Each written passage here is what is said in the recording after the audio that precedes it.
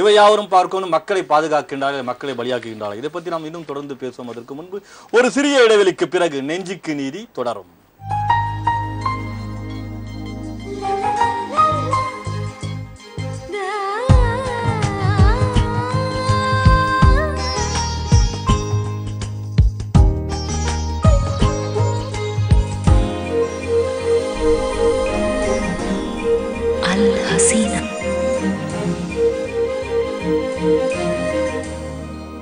Al Hasina Jewelers, Dubai. There is nothing more precious than you. Southern Institute of Professional Studies. Admission for Diploma in Journalism and Mass Communication, Bachelor Degree in Journalism and Mass Communication, UGC recognized degrees. Join today and avail scholarship up to 50%.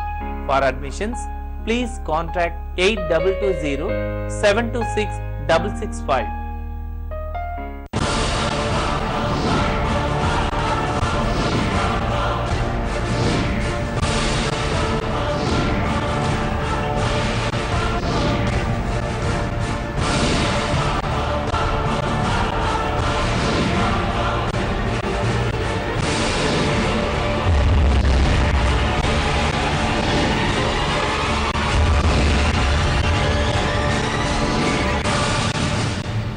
மாவட்ட செய்திகள் வழங்குவோர் மார்பக புற்றுநோய் சிகிச்சைக்கான தமிழ்நாடு சுகாதார திட்டம். இணைந்து வழங்குவோர் ஆடம் பிளாட்ஸ், பெரம்பலூர் கோனேரி பாளையம் ரோபர் கல்லூரி அருகில் வீட்டு மனைகள் மற்றும் பாசிட்டிவ் ஹோமியோபதி. விதவிதமான நோய்க்கு விதவிதமான மருந்துகள் சாப்பிட்டா விதவிதமான நோய்கள் தான் வரும். மாறுங்கள் positive homeopathy.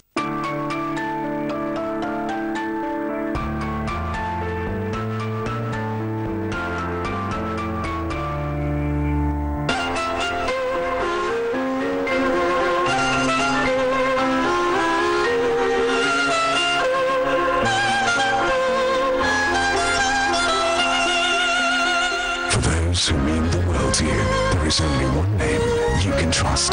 ETA Star Properties, built on trust.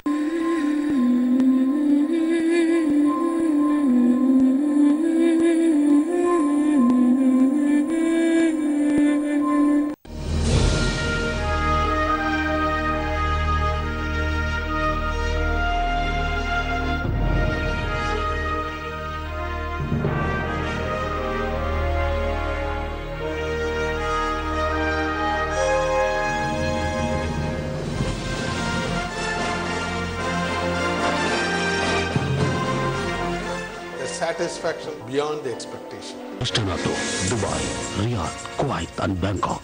உங்கள் மூன் டிவியில்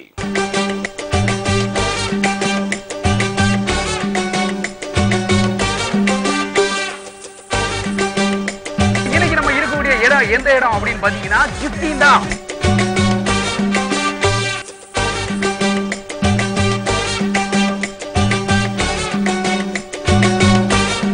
காமெடி கிளப். இணைந்து வழங்குவோர் பாசிட்டிவ் ஹோமியோபதி. விதவிதமான நோய்க்கு விதவிதமான மருந்துகள் சாப்பிட்டா விதவிதமான நோய்கள் தான் வரும். மாறுங்கள் பாசிட்டிவ் ஹோமியோபதி.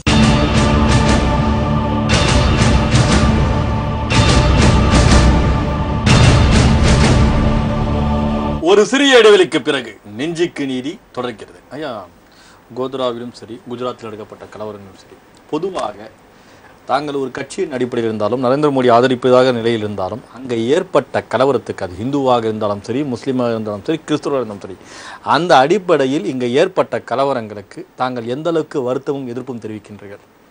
அதாவது இந்த விஷயம் கோத்ராவில் நடந்த சம்பவம், அதுக்கு பின்னால் நடந்த மிகப்பெரிய கலவரம், அதில் ஆயிரக்கணக்கான முஸ்லீம்கள், நூற்றுக்கணக்கான இந்துக்கள் பாதிக்கப்பட்டாங்க, படுகொலை செய்யப்பட்டார்கள்ங்கிறது ஒரு அந்த இடத்துல நடைபெற்ற மக்களுடைய உணர்வுகளை பிரதிபலிக்கக்கூடிய அளவில் மிகப்பெரிய கலவரமாக நடந்திருக்கு. கலவரத்து மூலம் இதெல்லாம் நடந்திருக்கு. எனக்கு முன்னாடி அவர் அடுத்து போன இதுவில் அவர் சொல்லும் பொழுது ஒரு விஷயத்தை சொன்னார். இந்த சங்க பரிவார அமைப்புகள் முஸ்லீம்களை கருவறுக்கக்கூடிய வேலையில் செய்துட்ருக்காங்க, முஸ்லீம்களுக்கு எதிரான வேலைகளை செய்கிறாங்க, கிறிஸ்தவர்களுக்கு எதிரான வேலைகள் செய்கிறாங்க. ஆனால் உண்மையை பார்த்தோன்னு சொன்னால் உலகம் முழுக்க இருக்கக்கூடிய முஸ்லீம் நாடுகள், முஸ்லீம்கள் வாழக்கூடிய பெரும்பான்மையாக அதிகமாக வாழக்கூடிய நாடுகளில் நடக்கக்கூடிய சம்பவங்கள் இதுக்கு நேர்மாறாக இருக்கிறது. உதாரணமாக சொல்ல போனோம்னு சொன்னால் ஆப்கானிஸ்தானுக்கும் பாகிஸ்தான் 2 நாட்டிலையும் முஸ்லீம்கள் இருக்காங்க. அதே மாதிரி சிரியா பாலஸ்தீனம் 2 நாட்டிலையும் முஸ்லீம்கள் இருக்காங்க, அடிச்சுக்கிறாங்க. அதே மாதிரி இதுல வேற எந்த நாட்டில் இருந்தாலும் முஸ்லீம்கள் பெரும்பான்மையாக இருந்தாலும் கூட இல்லை சிறுபான்மையாக இருந்தாலும் சரி, அந்த நாட்டில் இருக்கக்கூடிய பெரும்பான்மையினர்களோடு சண்டையோட தான் வாழ்ந்துட்டு இருக்காங்க. இது ஈஜிப்டில் நடக்கக்கூடிய விஷயம். ஈஜிப்டில் பெரும்பான்மையாக முஸ்லீம்கள் இருக்கிறாங்க, அங்கே சிறுபான்மை கிறிஸ்தவர்கள் பாதிக்கப்பட்டிருக்கிறார்கள். அதே மாதிரி பாலஸ்தீனம், அதே மாதிரி ஆப்கானிஸ்தான், இந்த மாதிரி ஒவ்வொரு நாடுகளையும் நாம சொல்ல முடியும். நம்மளுடைய இலங்கையில் என்ன நடந்துட்டு இருக்கு, அங்க இருக்கக்கூடிய சிங்களர்களோட சண்டை, தினசரி அங்க ஒரு பிரச்சனை நடந்து கொண்டு இருக்கிறது. இப்படி எல்லா இடத்திலையும் அவர்கள் ஜிஹாத் என்கின்ற சொல்லக்கூடிய எந்த மதத்திற்கு எதிரானவர்களோட தொடர்ந்து சண்டை போட்டு கொண்டு இருக்கக்கூடிய ஒரு நிலைப்பாடு தான் இந்த இடத்துல இருந்துட்டு இருக்கு. அதே மாதிரி ஆஸ்திரேலியாவில் நடந்த சம்பவங்கள், ஆஸ்திரேலியாவில் இருக்கக்கூடிய முஸ்லீம்கள் எங்களுக்கு இந்த உரிமைகள்லாம் கிடைக்கணும், உரிமைகள்னு சொல்ல எங்களுக்கு தேவைக்கு அதிகமான இந்த நாட்டினுடைய மக்களுக்கு இருக்கக்கூடிய உரிமைகளை விட எங்களுக்கு அதிகமாக கிடைக்கணுங்கிறதுனால அப்படின்னு போராட்டம் நடத்தியதுனால அந்த நாட்டினுடைய பிரதமர் சொல்லக்கூடிய ஒரு விஷயம், இந்த நாட்டினுடைய உரிமைகள் இந்த நாட்டில் இருக்கக்கூடிய பெரும்பான்மையினருக்கு தேவையான அளவு கொடுக்கப்படுகிறதோ அதே போல ஈக்குவலா கொடுப்போம். அப்படி இருப்பதென்றால் இந்த நாட்டில் இருங்க, இல்லை என்றால் இந்த நாட்டை விட்டு வெளியே போங்கன்னு ஓப்பனா சொல்லியிருக்காங்க. அதே மாதிரி சைனால ஒரு மாநிலத்தில் சியாங்சென்ற ஒரு மாநிலத்தில் நடக்கக்கூடியது, அங்க இருக்கக்கூடிய முஸ்லீம்கள் எங்களுக்கு தனி நாடு பிரிச்சு கொடுங்கன்னு அங்க பிரச்சனை நடந்துட்டு இருக்கு. அங்க இருக்கக்கூடிய அரசாங்கம் மிக தெளிவாக இந்த நாட்டில் இருக்கக்கூடிய இது சைனா, ஒட்டுமொத்த சைனா இந்த இடத்துல இருக்கக்கூடிய நாட்டினுடைய சட்டதிட்டங்களுக்கு உட்பட்டு வாழ வேண்டும் அப்படின்னு சொல்லி அறிவுறுத்தி சொல்லியிருக்கு. ஆகையினால இந்த நாடு முழுக்க உலகம் முழுக்க இருக்கக்கூடிய எல்லா இடங்கள்லயும் ஒரு நாடு 2 நாடு இல்லை, எல்லா நாடுகள்லையும் இதுதான் நிலைமை.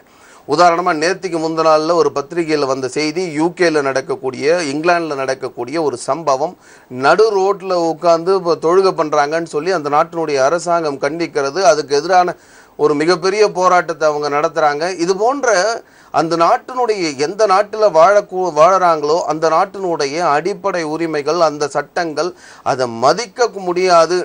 ஏனென்றால் நாங்கள் இஸ்லாமியர்கள், எங்களுக்கு சிறப்பு சலுகைகள் வேணும் அப்படிங்கிற அளவுல உலகம் முழுக்க இருக்கக்கூடிய எல்லா நாடுகள்லயும் அவர்கள் தனியா கேட்கறதுனால என்கின்ற ஒரு விஷயத்தை புனித போர்னு சொல்லிட்டு வலியுறுத்துகின்ற காரணத்தினால பாகிஸ்தான்ல உட்கார்ந்துட்டு தீவிரவாதிகளுக்கு பயிற்சி கொடுத்து பாரத நாடு முழுக்க இந்த ஜிஹாத் என்கின்ற புனித போரை நடத்துறதுனாலதான் இதெல்லாம் ஒரு மிகப்பெரிய காயங்களை உருவாக்குறது. ஆகையினால ஏதோ இந்த நாட்டுல சங்க பரிவாரனாலதான் இது பிரச்சனை இல்லை, உலகம் முழுக்க இருக்கக்கூடிய அந்த ஒவ்வொரு நாட்டில் இருக்கக்கூடிய பெரும்பான்மையினரோட சேர்ந்து வாழ முடியாத ஒரு நிலைங்கிறதுனாலதான் இது உலகம் முழுக்க இருக்க பிரச்சனையா இருக்கு. பெரும்பான்மையாக இருக்கக்கூடிய 2 நாடுகள் ஈரான், ஈராக் ரெண்டுமே இந்த 2 நாட்டிலேயும் முஸ்லிம்கள் தான் இருக்காங்க. ஆனா அவங்களுக்குள்ளும் சண்டை. ஆகையினால எப்பவுமே சண்டை போடக்கூடிய ஒரு எண்ணம், ஒரு உணர்வு அவங்க மத்தியில இருக்கிற காரணத்தினாலதான் இதெல்லாம் நடக்குது. இப்போ நம்ம காவேரி, கேரளா, முல்லை பெரியார் பிரச்சனை, காவேரி பிரச்சனை பார்க்கும்போது எல்லோரும் இந்தியர்கள் தான் மாநில ரீதியாக உரிமையாக போராடுகிறார்கள். அடிப்படையில் என்ன கேட்கின்ற, இந்தியா என்பது ஒரு ஜனநாயக நாடு. இங்க இந்து, முஸ்லீம், கிறிஸ்தவர்கள் பல தரப்பினர்கள் வாழ்ந்து கொண்டிருக்கிறார்கள். இங்க மற்ற மாநிலத்தை ஒப்பிட்டு போகும்போது ஒரே சட்டம், ஒரே நீதிமுறை, ஒரே செயல்பாடுகள். இந்த செயல்பாடுகள், நீதிமுறைகள், அணுகுமுறைகள் குஜராத்தில் இருக்கின்றதா, இல்ல தனிப்பட்ட முறையில் பார்க்கும்போது இந்துத்துவத்திற்கு முக்கியத்துவம் தரப்படுகின்றதா? இதை பத்தி நாம் தொடர்ந்து பேசுவோம். நெஞ்சுக்கு நீதி. ஐயா வணக்கம், சொல்லுங்க, யார் எங்க இருந்து அழைக்கிறீங்க? வணக்கம், நான் தேனியிலிருந்து ஆனந்தன் பேசுறேன் சார். சொல்லுங்க, உங்களுடைய கருத்து என்ன? இப்ப இவர் பேசியதிலிருந்து பார்த்தால் எல்லா தீவிரவாதத்திற்கும் காரணம் இஸ்லாமியர்கள் சொல்றாரு. சரிங்க, உண்மை நிலை அப்படியல்ல. இந்தியாவில் நடைபெற்ற மிக மோசமான படுகொலைகள் என்பது 5 சுதந்திர இந்தியாவில். மகாத்மா காந்தியினுடைய படுகொலை, இந்திரா காந்தி அம்மையாருடைய படுகொலை, அயோத்தியில் ஏற்பட்ட பிரச்சனைகள், அதற்கு பதிலடி கொடுத்த பம்பாய் வெடிகுண்டு வெடித்தது, ராஜீவ் காந்தியினுடைய படுகொலை. இந்த 5 தான் இந்தியாவின் மிக மோசமான பயங்கரவாதம். இதுல மகாத்மா காந்தியின் படுகொலை என்பது இந்து தீவிரவாதம், இந்திரா காந்தியின் படுகொலை என்பது சீக்கிய தீவிரவாதம், அயோத்தியில் நடைபெற்றது இந்து தீவிரவாதம், பம்பாயில் நடைபெற்றது இஸ்லாம் தீவிரவாதம், ராஜீவ் காந்திக்கு நடந்த பயங்கரவாதம் என்பது அந்நிய நாட்டு ஸ்ரீலங்கா நாட்டினுடைய விடுதலை புலிகள் செய்த பயங்கரவாதம். அப்படி இருக்கும்போது தீவிரவாதம் என்பது இஸ்லாமியர்கள் தான் செய்வார்கள் என்பதை ஒருபோதும் ஏற்றுக்கொள்ள முடியாது. அது கப்பை குதவாதது. சரி, உங்களுடைய கருத்திற்கு மிக்க நன்றிங்க. நான் இதுக்கு முன்பு கேட்ட மாதிரி மற்ற மாநிலத்தில் தமிழகத்தை எடுத்துக்கொள்ளுங்கள், இந்து, முஸ்லீம், கிறிஸ்தவர்கள் என்று அந்தந்த பெரும்பான்மை உள்ள மக்களுக்கு அடிப்படையில் அங்க மாற்றங்கள் இல்லை. ஆனால் குஜராத்தில் மட்டும் ஏன் அந்த மாற்றங்கள்? ஏன் அங்கு ஒரு சட்டங்கள் உட்பட்டு இருக்கின்றது? அதாவது இந்துத்துவ கொள்கை அடிப்படை உள்ளடங்குவதற்கு என்ன காரணம்? குஜராத்தில் ஏதோ நாடு முழுக்க ஒரே மாதிரி சட்டங்கள் தான் இருக்குது. குஜராத்துக்கு ஒரு தனி சட்டம், எப்படி காஷ்மீரில் 370வது பிரிவு முஸ்லீம்களுக்காக தனி சட்டம் இருக்கோ அந்த மாதிரி குஜராத்தில் பெரும்பான்மையாக இருக்கக்கூடிய இந்துக்களுக்கு இல்லை. காஷ்மீரில் தான் முஸ்லீம்கள் அதிகமாக இருக்காங்க. அதனால் 370வது சட்டப்பிரிவு இந்த நாட்டினுடைய எல்லா மாநிலத்துக்கும் இல்லாத சிறப்பு அதிகாரங்கள் அங்கே கொடுக்கப்பட்டிருக்கிறது. காரணம் முஸ்லீம்கள் பெரும்பான்மையாக இருக்கின்ற காரணத்தினால. அந்த மாதிரி இந்துக்கள் பெரும்பான்மையாக இருக்கக்கூடிய எந்த மாநிலங்கள்லையும் இந்துக்களுக்கான சிறப்பு சலுகைகளோ விசேஷ அதிகாரங்களோ எதுவுமே கிடையாது. உண்மையில பார்க்க போனோம்னா சிறுபான்மையினருக்கான அதிகமான சலுகைகள் தான் எல்லா மாநிலங்கள்லயும் இருக்கு.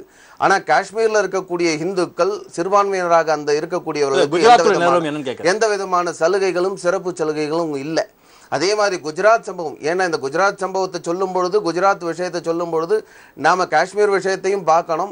அதுக்கு என்ன வித்தியாசங்கள்? சம்பவத்தை அவசியம் இல்லை. நான் கேட்கிறேன், குஜராத்தில் அங்க ஆட்சி முறையில் எப்படி மற்ற மாநிலத்தில் இருக்கின்றதோ அந்த அடிப்படையில் அங்கு சட்ட ரீதியான அணுகுமுறைகள் இருக்கின்றதா இல்லை இங்க வேறுபட்டு சட்ட ரீதியான அணுகுமுறைகள் இருக்கிறது. எல்லாம் இந்த நாடு முழுக்க ஒரே சட்டம் தான் இருக்கு.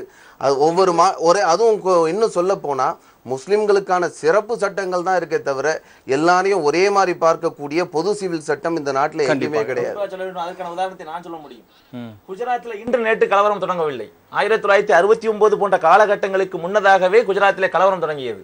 அதற்கு மிக எளிதான உதாரணத்தை சொல்ல வேண்டும் என்றால் 1985 சோலங்கி என்று சொல்லக்கூடிய குஜராத்துடைய முதல்வராக இருக்கக்கூடியவர் சிறுபான்மையின மக்களுக்கு, பிற்படுத்தப்பட்ட மக்களுக்கு இடஒதுக்கீடு அறிவிக்கின்றார். கல்வியிலும் வேலை வாய்ப்பிலும் இடஒதுக்கீடு அறிவிக்கின்றார். அந்த சமயத்தில் 1985 முதல்வராக இருக்கக்கூடிய சோலங்கி அவர்கள் இடஒதுக்கீட்டுக்கான வழிவகைகளை பிற்படுத்தப்பட்ட மக்களுக்கும் சிறுபான்மையின மக்களுக்கும் கல்வியிலும் வேலை வாய்ப்பிலும் முன்னேற்றத்தை ஏற்படுத்துவதற்காக செய்யக்கூடிய முயற்சியை தடை செய்யக்கூடிய முகமாக 10 மாதங்கள் மிகப்பெரிய ஒரு கலவரத்தை நடத்தினார்கள். இன்று நேற்று அல்ல. குஜராத் என்பது என்றோ விதைக்கப்பட்டது. அங்கு காவி தீவிரவாதம் என்று சொல்லக்கூடிய நமது உள்துறை அமைச்சர் சிண்டே அவர்களும் சிதம்பரம் உள்துறை அமைச்சராக இருந்த சமயத்தில் சொல்லப்பட்டிருக்கக்கூடிய காவி தீவிரவாதம் மிகப்பெரிய அளவிலே ஆழமாக வேரூன்றிய பகுதி தான் குஜராத். தொடர்ந்து பேசும் நெஞ்சுக்கு நீதி. ஐயா வணக்கம், சொல்லுங்க. யார் எங்க இருந்து அழைக்கிறீங்க? தொலைக்காட்சி ஒளியை குறைச்சிட்டு பேசுங்க. சார், என் பேரு முத்து. சொல்லுங்க. நீலகிரி மாவட்டத்துல இருந்து பேசுறோம். சரிங்க. இப்போ அண்ணன் சொன்னாரு 250 இந்து மக்கள் இறந்து இருக்காங்க, அவங்களுடைய சில கோடி ரூபாய் அழிஞ்சிருக்கு அப்படின்ற ஒரு டாபிக் அவர் சொன்னாரு. சரிங்க. ஆனா முஸ்லிம்கள் பல்லாயிரக்கணக்கான முஸ்லிம்கள் இறந்திருக்காங்க. அப்ப அவங்களது எத்தனை கோடி ரூபாய் சொத்துக்கள் அங்க அழிக்கப்பட்டிருக்குது, அவங்களோட எத்தனை கோடி மக்களுடைய உணர்வுகள் அங்க கொல்லப்பட்டிருக்குதுன்னு சொல்லிட்டு அவர் சிந்திச்சு பார்க்கணும். சரிங்க, உங்களுடைய கருத்திற்கு மிக்க நன்றிங்க. நான் இதுக்கு முன்பு கேட்ட மாதிரி குஜராத்தில் பார்க்கும்போது மாறுபட்ட சட்ட அணுகுமுறைகள் இருக்கின்றதா? அதாவது பார்க்கும்போது மற்ற மாநிலத்தில் பார்த்து ஒரே சட்டம் என்ற அடிப்படையில் இருக்கின்றது. ஒரு மதத்துக்கும் சட்ட ரீதியான சில விஷயங்கள் மாறுபட்டு இருக்கலாம். ஆனால் அங்கு கடைபிடிக்கக்கூடிய விஷயங்கள் பொதுவாக இந்து கொள்கை அடிப்படையில் உட்பட்டு இருக்கின்றதா? உண்மையை சொல்லணும்னா 2004 நடைபெற்ற என்கவுண்டர்ஸ், என்கவுண்டர் பத்தி கேட்கல, பொதுவாக ஜனநாயக அடிப்படையில் சட்டங்கள் எப்படி அங்க வகுக்கப்பட்டிருக்குன்னு கேட்கிறேன். ராஜ்நாத் சிங் அவர்கள் சொல்லும் பொழுது ஒரு விஷயத்தை நினைவுபடுத்துகின்றார். இவன் அதாவது மறந்துவிட்டு இணக்கமாக செல்ல வேண்டும், இது ஆங்கிலேயனுடைய சதி என்று சொல்லி காட்டுகின்றார். அந்த இடத்துல சிறுபான்மையின மக்களுக்கு கிடைக்கக்கூடிய சலுகைகளையும் உரிமைகளையும் கொடுக்க மறுக்கின்றீர்களே குஜராத் மாநிலத்தில், அதை நீங்க செய்தா என்ன என்று கேட்கும் பொழுது, ஆசாத் மஹீர் அவர்கள் கேட்கும் பொழுது என்ன சொல்லுகின்றார் என்றால் அதை பொருட்டாக கருதவில்லை. அவர்களிடம் அதுக்கு தகுந்த போல் எண்ணங்களே இல்லை. ஏதோ இந்த ஓட்டு வங்கிக்காக சிறுபான்மை மக்களுடைய ஓட்டுகளை பெற வேண்டும் என்ற அடிப்படையில் சொல்லப்பட்ட வார்த்தையை தவிர மனப்பூர்வமாக உள்ளத்தின் அடிப்படையில் இவருடைய செயல்பாடுகள் இல்லை. ஒன்று. இரண்டாவது விஷயத்தை நினைவுபடுத்துகின்றேன். இந்த நரோடாபாட்டியில் நடைபெற்ற சம்பவத்திலே 32 நபர்களுக்கு கொடுக்கப்பட்டிருக்கக்கூடிய தண்டனைகளுடைய ஒரு பகுதியை சிறப்பு நீதிமன்றம், சிபிஐ சிறப்பு நீதிமன்றம் இவர்களுக்காக 28 ஆண்டுகளுக்கான மாயா பெண் கொட்டனானிக்கு 28 ஆண்டுகளும், பாபு பஜரங்கிக்கு 31 ஆண்டுகளும் தண்டனைகளை வழங்கும் பொழுது இதை உயர் நீதிமன்றத்துக்கு மரண தண்டனை வரை நாங்கள் பரிந்துரைக்க போகின்றோம் என்று ஆரம்பத்தில் சொல்லி காட்டினார்கள். குஜராத்துடைய குறிப்பாக சொல்ல வேண்டும் அடிப்படையில் பார்க்கும்போது நரேந்திர மோடி பிரதமராக இங்கு அறிவிக்கப்படுவார் என்ற ஒரு நிலை இருந்தாலும், ஊடகங்கள் பெரிதுபடுத்தாலும், இன்னைக்கு அவர் வளர்ச்சி அடைந்து கொண்டிருக்கின்றார் என்ற ஒரு வார்த்தைகள் அமைந்திருந்தாலும், உங்களுடைய எதிர்ப்பு எல்லாம் பார்க்கும்போது அவர் எங்கு பிரதமர் ஆகிடுவாரோ, மக்கள் மத்தியில் எங்கு செல்வாக்கு பெற்றுவாரோ என்ற அச்சுறுத்தலாம். கண்டிப்பாக அப்படி ஒரு அச்சுறுத்தல், அப்படி ஒரு பயம் எங்களுக்கு தேவையே இல்லை. ஏன்னா இவர்களுடைய சிந்தனை எப்படிப்பட்டது, இவருடைய செயல்பாடு எப்படிப்பட்டது என்று அறிந்து கொண்டு ஒவ்வொரு கட்சிகளும் பிரிந்து கொண்டு சென்று கொண்டிருக்கின்றனர். இன்றைய பத்திரிகையில் வந்த ஒரு விஷயத்தை நினைவுபடுத்துகின்றேன். இன்னைக்கு குஜராத் பார்க்கும்போது பொருளாதாரத்தில் மற்றும் ஆட்சி பொருளும் சிறப்புண்டு செயல்பட்டு இருக்கின்றது என்பது எல்லோராலும் போற்றப்படுகின்றது. சூழ்நிலையில் பார்க்கும்போது ஏன் அவர் இந்தியாவை மிகவும் போற்றக்கூடிய அளவுக்கு உருவாக்க மாட்டார் என்று கருதுகிறீர்கள்? இது பத்திரிகையும் ஊடகங்களும் செய்யக்கூடிய ஒரு மாயை என்று தான் சொல்ல வேண்டும். தேசிய வளர்ச்சியின் அடிப்படையில் குஜராத் மாநிலம் 8வது இடத்தில் இருக்கின்றது. தேசிய வளர்ச்சியில் அனைத்து ரீதியிலும், பொருளாதார ரீதியாக இருக்கட்டும், அனைத்து மட்டங்களிலும் அதாவது வளர்ச்சி என்பது தேசிய சதவீதத்தின் 8வது இடத்தில் இருக்கின்றது. முதலிடத்தில் இருக்கக்கூடிய மாநிலத்தை, 2ஆம் இடத்தில் இருக்கக்கூடிய மாநிலத்தை இவர்கள் குறிப்பாக கூறவில்லை. இப்படிப்பட்ட ஒரு மாயை இவர்கள் செய்யக்கூடிய, அதாவது ஊடகங்களுக்கோ அல்லது மற்றவர்களுக்கோ இவர்கள் செய்யக்கூடிய உதவிகளின் அடிப்படையாக சொல்கின்றார்களே தவிர உண்மையிலேயே அங்கு முழுமையான ஒரு வளர்ச்சி இருக்கின்றது என்று பார்க்கும்போது முழுமையாக இல்லை. தேசிய வளர்ச்சியின் அடிப்படை 8வது இடத்தில் தான் இருக்கின்றது குஜராத். கண்டிப்பாக. அதாவது வளர்ச்சி என்ற ஒரு நிலை இருந்தாலும் குஜராத்தில் நரேந்திர மோடி பிரபலம் போற்றப்படக்கூடிய இந்த நிலையில் பொதுவாக இது போன்ற சம்பவங்கள், கோத்ரா கலவரங்கள், இது போன்ற சம்பவங்கள் எந்த அளவுக்கு அவருக்கு எதிர்காலத்துக்கு இடையூறுவை ஏற்படுத்தும் என்று எதிர்பார்க்கிறீர்கள்? இல்லை, கோத்ரா கலவரங்களை இவர் நேரடியாக சம்பந்தப்படலை. அதனால இந்த கோத்ரா கலவரங்கள் உண்மையின் விசாரணைக்கு பிறகு, உண்மையான தீர்ப்புக்கு பிறகு இது எல்லாமே அவருக்கு சம்பந்தம் இல்லைங்கிறது தெரிய வரும். அந்த தெரிய வந்த பிறகு இது தெரிய வரதுக்கு முன்னாடி அவருடைய வளர்ச்சி, அந்த மாநிலத்தினுடைய வளர்ச்சி நேரடி தொடர்பு எந்த அடிப்படையில் சொல்றீங்க? இல்ல, திட்டமிட்டு நரேந்திர மோடி இந்த திட்டமிட்ட படுகொலையில இந்த போன்ற ஒரு கலவரத்துல ஈடுபடவில்லை. அவருக்கு பின்ன அவருடைய பங்கு அதுல இல்ல. அவருடைய பங்கு இல்லை என்றால் தன்னால் கட்டுப்படுத்த முடியவில்லை என்பதை விஷயத்தை ஒப்புக்கொள்வாரா? அதாவது ஒரு விஷயம், தேவையான எல்லா விதமான அரசாங்கம் மூலம் அரசாங்க எந்திரங்களை பயன்படுத்தி அது மட்டும் இல்லை, இந்த நாட்டினுடைய இராணுவத்தை மத்திய அரசாங்கத்தை கேட்டு உடனடியாக மறுநாளே 24 மணி நேரத்தில் இராணுவம் வருது. இராணுவம் அந்த இடத்த நேரடியாக இப்போ கையில் எடுக்கிறாங்க. அந்த கலவரம் நடக்கக்கூடிய இடங்களை இராணுவத்தை பயன்படுத்தி கலவரத்தை தடுக்கக்கூடிய வேலையை செய்கிறாங்க. அப்படி செய்யும் பொழுதும் அந்த குறிப்பிட்ட நேரத்துக்குள்ள நடைபெற்ற சம்பவங்கள் அரசு எந்திரத்தையும் மீறி நடைபெற்ற சம்பவமே தவிர இதுல அரசாங்கம் உடந்தையாக இருந்து நடந்த சம்பவம் இல்லை. இந்த கலவரத்தில் இஸ்லாமியர்களும் இந்துக்களும் உட்பட்டார் என்றால் இருவரும் கைது செய்யப்பட்டுள்ளார்கள். எந்த அடிப்படையில் எத்தனை பேருக்கு இந்த தண்டனை வழங்கப்பட்டுள்ளது? எத்தனை பேர் சிறையில் உள்ளார்கள்? அதுதான் இந்த வடக்கு விஷயத்தை பொறுத்த வரைக்கும் இன்னைக்கு இந்த மாயா பெண்ணுவதற்கெல்லாம் இல்லை மற்ற 31 ஆண்டுகள் சிறை தண்டனை பெற்றவர்கள் இவங்கெல்லாம் சம்பந்தப்பட்டிருக்காங்கிறது ஒரு மாநில அரசாங்கம் தன்னுடைய அரசாங்கத்தை கட்டுக்குள்ள வச்சிருக்கக்கூடிய அரசாங்கம் நினைச்சிருந்தா ப்ராசிக்யூஷனை இவர்களுக்கு எதிரான இவரெல்லாம் நடக்கவே இல்லை, இவர்கள் இந்த சம்பவத்தில் தலையிடவே இல்லை, சம்பவத்துக்கும் இவர்களுக்கும் எந்த விதமான தொடர்பும் இல்லைன்னு கூட நிரூபிக்க முடியும். அது நடக்கவே இல்லைங்கிறது கூட நிரூபிச்சிருக்க முடியும். ஆனால் அரசாங்கம், நரேந்திர மோடியோட அரசாங்கம் அந்த மாதிரி நடத்தல. நேரடியாக இதுல சம்பந்தப்பட்டவர்கள் தண்டனைக்குள்ளாக வேண்டும் என்பதற்காக தான் தன்னுடைய அமைச்சரவையிலே இருந்தாலும் கூட அவர்கள் மேல நடவடிக்கை எடுக்கப்பட்டிருக்கிறது. மனைவி கொலை வழக்கில் உச்சநீதிமன்றத்தில் ஒப்புக்கொண்டது அடிப்படை காரணங்கள் என்ன? அதாவது ஒவ்வொரு விஷயத்திலையும் கூட உச்சநீதிமன்றத்தில் ஒப்புக்கொண்ட விஷயங்கள், அதாவது என்ன நடந்திருக்கிறதோ அதை ஒத்துக்கொண்டு இருக்காங்க. அதாவது எரிக்கப்பட்டது என்பது, கொலை செய்யப்பட்டது என்பது ஒப்புக்கொள்ளப்பட்டது. அதாங்க போலி என்கவுண்டர் சுடப்பட்டது என்று சொல்லப்பட்டுள்ளது. அதாவது என்கவுண்டர் நடக்கிற விஷயங்கள் தமிழ்நாட்டில் பல என்கவுண்டர்கள் நடந்திருக்கு. இந்த என்கவுண்டருக்கு நடக்கிற சமயத்துல இந்த என்கவுண்டர் உண்மையான குற்றவாளியா, இந்த என்கவுண்டர் சொல்லப்பட்ட கருத்து என்னென்றால் நரேந்திர மோடியை கொலை செய்வதற்காக வந்தவர், அந்த அடிப்படையில் என்கவுண்டர் நடக்கப்பட்டு சொல்லக்கூடிய அதே நிலையில் பார்க்கும்போது அவருடைய மனைவி காணவில்லை என்று சொல்லப்பட்டு பிறகு அந்த மனைவியும் கொலை செய்யப்பட்டு எரிக்கப்பட்டுள்ளார் என்பது உச்சநீதிமன்றம் ஒப்புக்கொள்ளப்பட்டது. அதான் நானும் சொல்றேன். அதாவது இந்த என்கவுண்டர்ல திட்டமிட்டு இந்த விஷயத்துல யாரும் செய்யறதுக்கான நோக்கம். நெஞ்சுக்கு நீதி. ஹலோ ஐயா வணக்கம், சொல்லுங்க. யார் எங்க இருந்து அழைக்கிறீங்க? நான் வந்து முத்து அகமது, சென்னை மாவட்டத்துல இருந்து பேசுறேன். சொல்லுங்க முத்து முகமது. சார், நான் ஆரம்பத்துல நிகழ்ச்சி பார்த்துட்டு இருக்கேன். சரிங்க. வந்து இளங்கோவன் சார் சொல்லும்போது இந்த மாதிரி இந்து முன்னணி இயக்கங்களோ இல்ல இந்துத்துவ அமைப்புகளோ எதுவுமே வந்து இஸ்லாத்துக்கு எதிரானதோ இல்ல முஸ்லீம்களுக்கு எதிரான அமைப்போ கிடையாதுங்கிற மாதிரியே பேசினாங்க ஆரம்பத்துல. சரிங்க.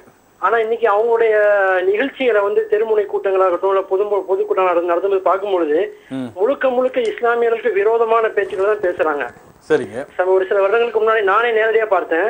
சரிங்க. இந்த வண்ணாரப்பேட்டை எம்சி ரோட்ல பேசும்போது என்ன சொல்றாங்கன்னா, எல்லா முஸ்லீம்களும் வந்து 4 மனைவியை கட்டிக்கிறான், 40 குழந்தைங்களை பெற்றுக்கிறான், இப்படி பெற்று 10 குழந்தைங்களை வந்து குண்டு வைக்கிறதுக்கும் தீவிரவாத செயல்களுக்கு அனுப்புறாங்க. சரிங்க, உங்களுடைய கருத்திற்கு மிக்க நன்றி. சொல்லுங்க. அதாவது இவர்கள் சொல்வது போல நீதிமன்றம் அங்கே ஒரு உண்மையான நீதி கிடைத்ததாக நினைச்சிடக்கூடாது. ஏன்னா சிபிஐயுடைய சிறப்பு நீதிமன்றத்துடைய நீதிபதி அவர்கள் தான் இங்கே தீர்வை கொண்டிருக்கின்றார்கள். அதாவது உச்ச நீதிமன்றம் பெஸ்ட் பேக்கரி வழக்கில் குஜராத்தில் வந்து வழக்கு நடந்தால் உண்மையான நீதி கிடைக்காது என்ற அடிப்படையில் அந்த வழக்கு மகாராஷ்டிரா மாநிலத்துக்கு மாற்றப்பட்டு இருக்கின்றது. இதிலிருந்து என்ன தெரிகின்றது என்றால் அங்கே உண்மையான நீதி கிடைப்பது என்பது உச்ச நீதிமன்றம் வரைக்கும் அறிந்திருக்கின்றது என்பதுதான் உண்மையும் கூட. இல்ல கலவரம் நடக்கப்பட்ட சம்பவத்தால் அடிப்படையில் பார்க்க வேறு மாநிலத்துக்கு மாற்றப்பட்டது. அது அப்படி அல்ல. எந்த அளவிற்கு என்றால் உயர் நீதிமன்றத்துக்கு இவர்கள் வழக்குகளை உதாரணத்துக்கு சொல்ல வேண்டும் என்றால் உயர் நீதிமன்றத்தில் சிபிஐ சிறப்பு நீதிமன்றத்தில் கொடுக்கப்பட்டிருக்கக்கூடிய தண்டனைக்கு மேல்முறையீடு செய்வதற்கு உயர் நீதிமன்றத்தை நாடும் பொழுது குஜராத் அரசே மேல்முறையீடை நிறுத்தி வைத்திருக்கின்றது. மரண தண்டனை வாங்கி கொடுக்க வேண்டும். மாயாபேட் கோட்னாண்டிக்கு எப்படி இன்னைக்கு சொல்லிக் கொண்டிருக்கிறார். டெல்லியில் நடைபெற்ற பாலியல் பலாத்காரத்துக்கு ஒரு பெண் வந்து பஸ்ல போகும்போது என்ன செய்யப்பட்டாங்க, பாலியல் பலாத்காரத்துக்கு உள்ளாக்கப்பட்டாங்க. உடனே அவங்களுக்கு எல்லாம் கடுமையான முறையில் என்ன செய்யப்படணும், மரண தண்டனை வரைக்கும் கொடுக்கப்படணும் சம்பந்தப்பட்டவர்கள் சொல்லிட்டு ஏகப்பட்ட ரீதி. அதிலும் குறிப்பாக சொல்ல வேண்டும் என்றால் பிஜேபியுடைய தலைவர்கள் முதற்கொண்டு அப்படிப்பட்ட நபர்களுக்கு மரண தண்டனை கொடுக்க வேண்டும் என்ற வார்த்தையெல்லாம் பயன்படுத்தி இருக்கின்றார்கள். ஆனால் இது போல ஒட்டுமொத்த பெண்களாக இருக்கட்டும், ஆண்களாக இருக்கட்டும், சின்ன குழந்தைகளாக இருக்கட்டும், மிகப்பெரிய கொடூரமான முறையில் கொலை செய்யப்பட்டும் பாலியல் வன்புணர்வுக்கு உள்ளாக்கப்பட்ட நபர்களுக்கு மரண தண்டனை கொடுக்க வேண்டும் என்று நான் மேல்முறையீடு செய்வேன், குஜராத் உயர்நீதிமன்றத்தில் மேல்முறையீடு செய்வேன் என்று சொல்லிவிட்டு தற்பொழுது வாபஸ் வாங்கிவிட்டார்கள். இதிலிருந்து என்ன தெரிகிறது என்றால் இவர்கள் சம்பந்தப்பட்ட நபர்களுக்கு சகோதரர் சொல்வது போல ஏதோ நீதிமன்றத்தில் நீதி கிடைக்க வேண்டும் என்ற அடிப்படையில் சம்பந்தப்பட்டவர் பாதிக்கப்பட்டவர்கள் தண்டனைக்கு உள்ளாக்கப்பட வேண்டும் என்ற அடிப்படையில் சொல்லப்பட்ட கருத்து அல்ல. அது சிபிஐயுடைய சிறப்பு நீதிமன்றத்துடைய நீதிபதி கொடுத்திருக்கக்கூடிய தண்டனை தானே தவிர. நீங்க 1000 குற்றங்கள் சொன்னாலும் இன்னைக்கு குஜராத்தில் சிறுபான்மையினர் வாக்குகளும் பெற்றுதான் நரேந்திர மோடி முதலமைச்சராக இருக்கின்றார். அங்கு சிறுபான்மையினர்கள் எந்த ஒரு பிரச்சனையும் வாழ்ந்து கொண்டிருக்கின்றார்கள். பல கருத்துக்கள் பத்திரிகை ரீதியாக வரப்பட்டுள்ளது. அதை நீங்கள் ஏற்றுக்கொள்கிறீர்களா? உண்மையை நான் முன்னாடியே உங்கள்கிட்ட ஒரு கருத்தை பதிவு பண்ணேன். இது வந்து வேறு வழி இல்லை, இவர்கள் வந்து விட்டால் நமக்கு தொல்லைகள் இருக்காதோ, நமக்கு பயங்கள் இருக்காதோ, நமக்கு அச்சுறுத்தல் இருக்காதோ என்ற அடிப்படையில் பயந்து வாக்களித்த வாக்குகளை தவிர உண்மையிலேயே மனப்பூர்வமாக சந்தோஷத்தோடு அளித்த வாக்குகள் இல்லை என்பதுதான் இது உண்மையும் யதார்த்தமும் கூட. காலங்கள் நிச்சயமாக பதில் சொல்லுவதற்கு பெருமளவு பாதிக்கப்படும் போது ஒரு 100 இந்துக்களும் 1000 முஸ்லீம்கள் இருந்தார் என்பது நீங்கள் அடிப்படை சொல்லப்படுது. இதுதான் புள்ளி விவரங்கள் என்று எடுத்துக்கொண்டாலும் அப்போது அந்த மனநிலையில் உள்ள மக்கள் எப்படி நரேந்திர மோடி ஏற்றுக்கொள்கிறார்கள்? அதாவது பெரும்பாலும் பார்க்கும்போது அதிகமான இஸ்லாமியர்கள் கொண்டு குவிக்கப்பட்ட நிலையில் ஒரு ஆதிக்கம், ஒரு வேகம், ஒரு எதிர்ப்பு இருக்கும். ஆனால் அங்கு மட்டும் இல்லாமல் இருப்பதற்கு என்ன மாயை? அதாவது இந்த மாநிலத்தை பொறுத்த வரைக்கும் பார்த்தோமே ஆனால் இந்த மாநிலம் அரசாங்கம், அதாவது இந்த ஜனநாயக ஆட்சி மலர்வதற்கு முன்னாலே அரசர்களுடைய ஆட்சி காலம் முதல்ல இருந்தே முஸ்லிம்களுடைய தொடர் தாக்குதல்னால அதிகமாக பாதிக்கப்பட்ட மாநிலமாக இந்த குஜராத் இருக்கு. சோமநாதபுரத்தில் இருக்கக்கூடிய ஆலயத்தை 18 முறை கஜினி முகமது படையெடுத்து வந்து அந்த பகுதியில் எதிர்க்கக்கூடிய எல்லா இந்துக்களையும் கடுமையாக தாக்கி உள்ளே இருக்கக்கூடிய கோவிலை இடித்து பலமுறை இடித்து மீண்டும் வந்து அந்த மாதிரி 18 முறை வந்து போயிருக்கான். இந்த சரித்திரம் இதெல்லாம் யாரும் மறக்க முடியாது, மறுக்கவும் முடியாது. இதையெல்லாம் பார்த்த மாநிலம் இந்த மாநிலத்துடைய மக்கள் தலைமுறையாக இது போன்ற ஒரு கொடூர ஆட்சியை பார்த்தவர்கள் அவர்களுடைய மனநிலை எப்படி இருக்குன்னு சொன்னா, இன்னைக்கு இருக்கக்கூடிய மக்கள், அங்க வாழக்கூடிய மக்கள் இந்துக்களுடைய ஒரு நம்பிக்கைக்குரியவர்களாக ஒரு நரேந்திர மோடியை பார்க்கிறாங்க. அதே மாதிரி கடந்த உள்ளாட்சி தேர்தலில் முஸ்லிம்கள் எல்லாருமே கூட நரேந்திர மோடிக்கு ஆதரவாகத்தான் செயல்பட்டு இருக்காங்க. கடந்த உள்ளாட்சி தேர்தலில் பெருவாரியான முஸ்லிம்களை பாஜகவினுடைய வேட்பாளர்களாக நிறுத்தி அங்கே வெற்றி பெற்றிருக்கிறார்கள் முஸ்லிம்கள். உண்மையிலே இந்து உணர்வோ இந்த வெறியோ ஏதோ இருக்கிற பட்சத்தில் நரேந்திர மோடி அவரை வந்து முஸ்லிம்களை நிறுத்த வேண்டிய அவசியமும் இல்லை. அவர்கள் ஜெயித்து வர வேண்டுவதற்காக மக்கள் ஓட்டு போட வேண்டிய அவசியமும் இல்லை. ஆக அங்கே மக்கள் அதிகமான முஸ்லிம்கள் உள்ளாட்சி உறுப்பினர்களாக, உள்ளாட்சி மன்ற பிரதிநிதிகளாக தேர்ந்தெடுக்கப்பட்டிருக்கிறார்கள். அவர்களுக்கும் சரியான ஒரு உரிமையை, அங்கீகாரத்தை அங்கே இருக்கக்கூடிய மாநில அரசாங்கம் கொடுத்திருக்கிறது தான் உண்மை. சரி, அப்படி ஜனநாயக முறையில் வாழக்கூடிய இந்த நிலையில் குஜராத்தில் மட்டும் பார்க்கும்போது மற்ற சமூகத்துடைய அமைப்புகளோ கட்சிகளோ பெருமளவு இல்லாததற்கு என்ன காரணம்? இல்லை, மற்ற சமூகத்தினுடைய அமைப்புகளோ கட்சிகளோ நாம் இந்த மாநிலத்தை மட்டும் முதல்ல காஷ்மீர் விஷயத்தை நம்ம பேசும்போது அதுக்கும் இதுக்கும் சம்பந்தம் இல்லைங்கிறோம். ஆனால் அந்த மாநிலத்தில் இருக்கக்கூடிய நிலைமை இந்த மாநிலத்தை 2 மாநிலத்தையும் ஒப்பிட்டு பார்க்குமே ஆனால் இந்த மாநிலத்திலையும் முஸ்லிம்களுடைய அமைப்புகள் இருக்கிறது, கட்சி இருக்கிறது, எல்லாமே இருக்குது. ஆனால் அங்கே இருக்கக்கூடிய எல்லா பெருவாரியான கட்சிகளும் இந்த அந்த நரேந்திர மோடியினுடைய தலைமையை ஏற்றுக்கொள்ளக்கூடிய நிலைமையில் இல்லைன்னாலும் ஒரு பக்கத்தில் அவர் அதுக்கு பிறகு வளர்ச்சி திட்டங்களை நோக்கி செயல்படுத்தக்கூடிய திட்டங்களை அங்கே இருக்கக்கூடிய எல்லா தரப்பினரும், எல்லா மதத்தை சார்ந்தவர்களும் வரவேற்றுட்டு இருக்காங்க, ஏத்துட்டு இருக்காங்க. அதனால தான் கடந்த தேர்தல்களை விட இப்ப இந்த தேர்தலில் அதிகமான எண்ணிக்கையில ஜெயிச்சிருக்காரு. அதிகமான எண்ணிக்கையை கொண்ட எம்எல்ஏக்களை கொண்டு ஜெயிச்சிருக்காங்க. சரி, இப்போ சிறுபான்மை மீது அவர் வைத்துள்ள இந்த வேண்டுகோள் பத்தி உங்களுடைய அடிப்படையான முழுமையான கருத்துக்கள் என்ன? அதாவது சிறுபான்மையினருக்கு மறந்துடணும் இந்த விஷயத்தைன்னு ராஜ்நாத் சிங் சொல்லியிருக்காரு. ஏன் இந்த விஷயத்தை ராஜ்நாத் சிங் சொல்றாருன்னா, தொடர்ந்து ஒரு நடந்த கலவரத்தை மக்களுடைய பங்களிப்போடு பெரும்பான்மையான மக்களுடைய பங்களிப்போடு நடைபெற்ற இந்த கலவரம் பாதிக்கப்பட்டது இந்துக்களும் முஸ்லீம் என்ற போது பொதுப்படியா சொல்லியிருக்க வேண்டும். ஏன் முஸ்லீம்கள் மட்டும் குறிப்பிட்டு சொல்லியிருக்கீங்க? இல்ல, பாதிக்கப்பட்டது இந்துக்களும் முஸ்லீம்களும் இருந்தாலும் கூட அங்க இந்துக்களால பாதிக்கப்பட்டிருக்காங்க. இந்த கோத்ரா கலவரத்துல கரசேவர்கள் காலமானதுனால கரசேவர்கள் திட்டமிட்டு கொலை செய்யப்பட்டதுனால நடந்த சம்பவம், அதனுடைய பாதிப்பு முஸ்லிம் சமுதாயத்துக்கு நடைபெற்றிருக்கிறது. ஆகையினால முஸ்லிம் சமுதாயத்துல அதிகமான பேர் பாதிக்கப்பட்டதுனால முஸ்லிம் சமுதாயம் இந்த விஷயத்தை மறக்கணும்னு சொல்றாரு.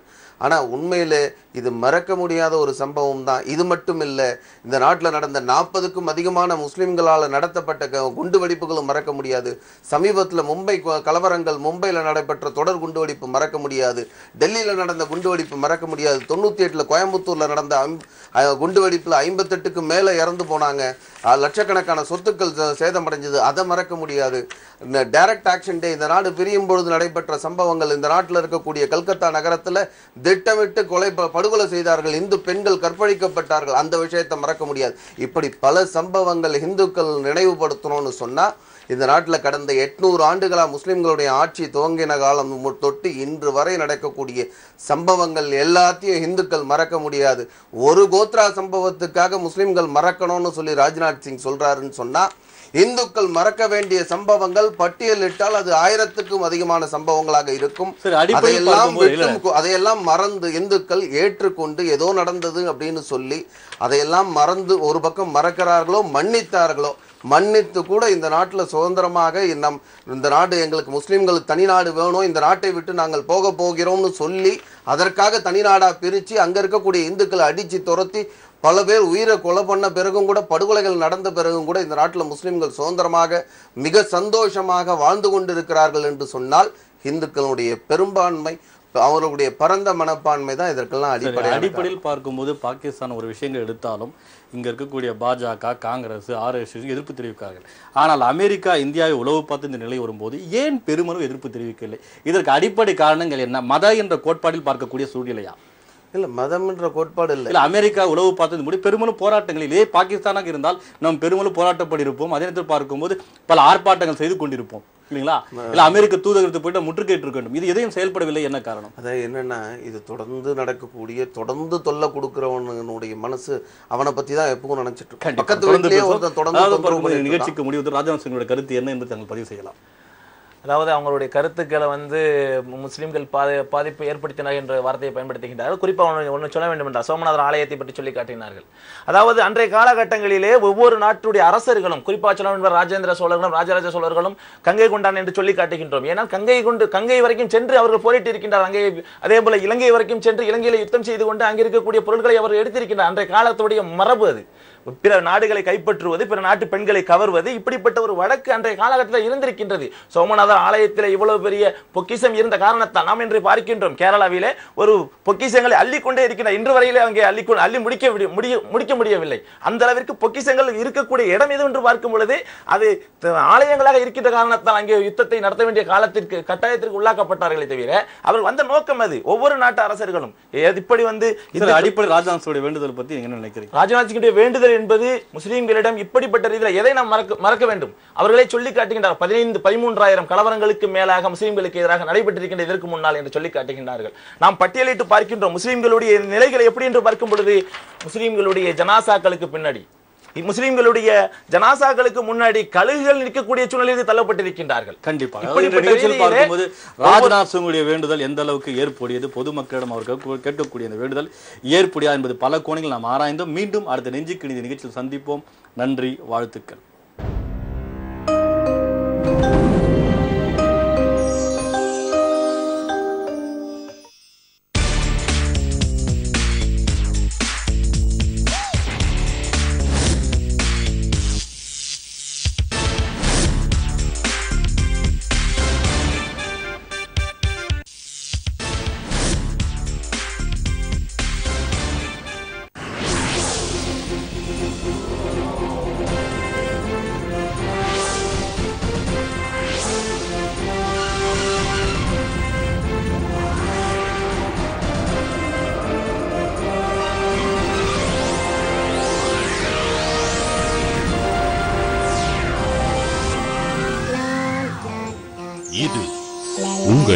Moon TV.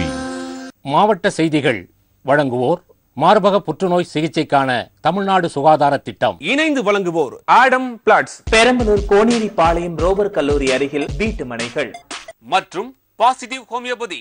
விதவிதமான நோய்க்கு விதவிதமான மருந்துகள் சாப்பிட்டா விதவிதமான நோய்கள் தான் வரும். மாறுங்கள் பாசிட்டிவ் ஹோமியோபதி.